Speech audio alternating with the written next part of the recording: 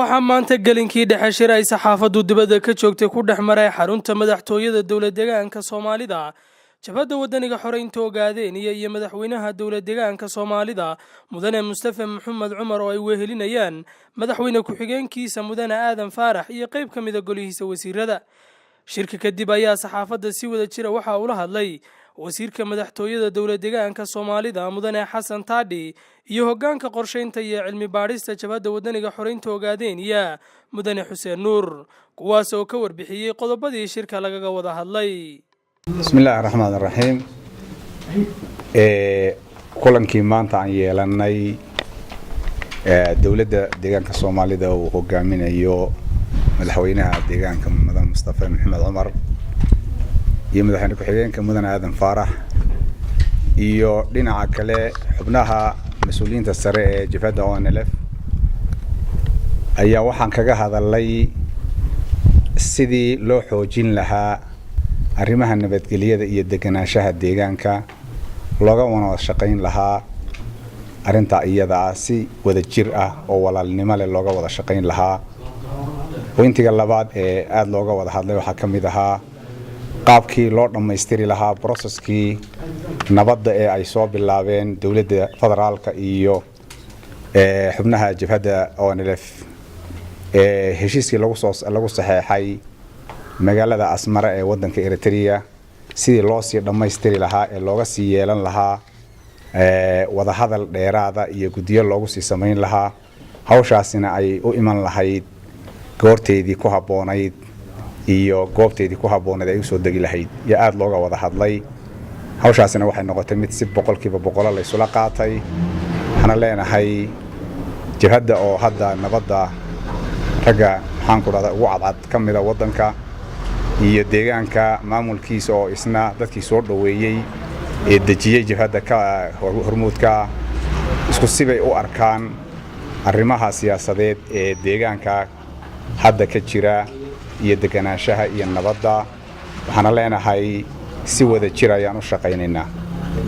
Fariinta ay dawladda deegaanka Soomaalida iyo jabhadduba u gudbinayaan shacabweynaha deegaanka Soomaalida waxa weeyaan shacabku inuu garab istaago isbeddelka guud ee dalka iyo deegaankaba ka socda ee uu hogaaminayo ra'iisul wasaare mudane Abiy Ahmed kaas oo ah milestone-ka lagu qiyaaso xuquuqaha hadda ka socda iyo xorriyadka la siiyay ama loo xaqiijiyay ummadda Itoobiya inay garab istaagaan oo nabadda iyo xasiloonida la ilaaliyo bay fariinta deegaanku ay tahay ama dawladda deegaanku ay tahay. marka waad mahadsantiin. magacayga waxa weeye Xuseen Maxamed Nuur waxaan ahay hoggaanka cilmi baarista iyo qorsheynta ONLF. wasiirku waa mahadsan yahay wax badan oo aan ku sii kordhinahayna ma jirto wuxuu idin soo khulaaseeyay ama uu idin soo koobay wada hadalka naga saakay halka muddada socday wax kale oo aan ku kordhinayo far badan ma jirto kale waxaan doonayaa inaan ku kordhiyo madaxweynaha waan u nimid ujeedada ugu weyn oo wadnahay inaan siino warbixino gudiyadii isku dhafka ahaa ee ka shaqeynayay arinta ku saabsan xasilinta iyo amniga suudeeda iyo ciidankii ONLF ee yimid dalka sidii maaragtay loo jahayn lahaa arrimahaasaan ahayd waxa ugu badan inaan maaragtay warbixin ka siino iyo inaan maaragtay aan ka wada hadalno sidii loo sii xoojin lahaa amniga iyo xasiloonida. runtii wax ilaahay lagu mahadiyo weeye maanta in gobolka Soomaaliya Somali State uu noqdo model maaragtay Itoobiya oo dhan ay tiraahdo maaragtay waa wadanka waa meesha kaliya xasiloonida ay ka jirto iyadoo aan ogsoonahay inuu ahaa meesha kaliya loo soo qaato qalalaasaha iyo saan la socono wadankan Soomaalida ay degto tan iyo intaan anigu xasuusanahay ninkayga weyn hadda cireystay weligiiba wuxuu ahaa wadan ay ku jirto maaragtay